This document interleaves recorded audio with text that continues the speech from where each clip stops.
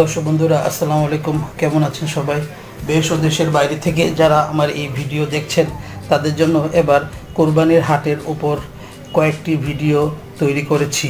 আমি আগের ভিডিওতে দেখিয়েছিলাম হাজারীবাগ হাট ও শিকদার মেডিকেল সংলগ্ন আমিন মোহাম্মদের একটি খালি মাঠের হাট।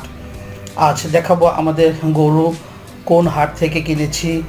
আজ আমরা প্রথমে গিয়েছি শিকদার মেডিকেল সংলগ্ন বেরিবাঁধে। এখানে অনেক গরু উঠেছে, কিছু গরু দরদাম করেছি, দাম অনেক বেশি চাচ্ছে। মূলত ব্যাপারীরা গরুর দাম ধরে রেখেছে। অনেক গরু দেখে দরদাম না হওয়াতে আমরা চলে গেলাম গাবতলীর হাটে।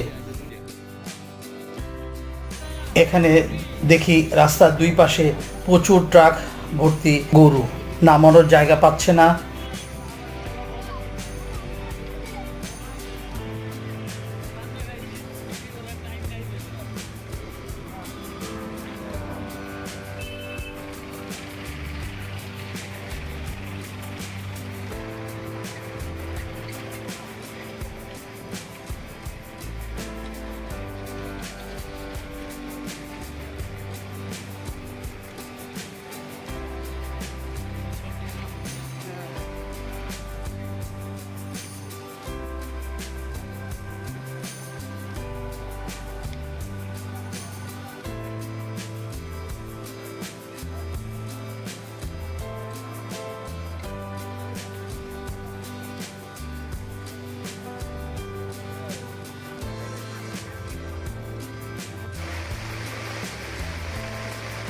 আমরা হাটের ভিতরে গিয়ে গরু দরদাম করছি, এমন সময় প্রচুর বৃষ্টি এসে পড়লো। বৃষ্টি থামার পর আমরা একটি গরু কিনলাম, দাম পড়েছে ৭৫,০০০ টাকা। গরুর দাম প্রতি বছর বেড়ে যায়।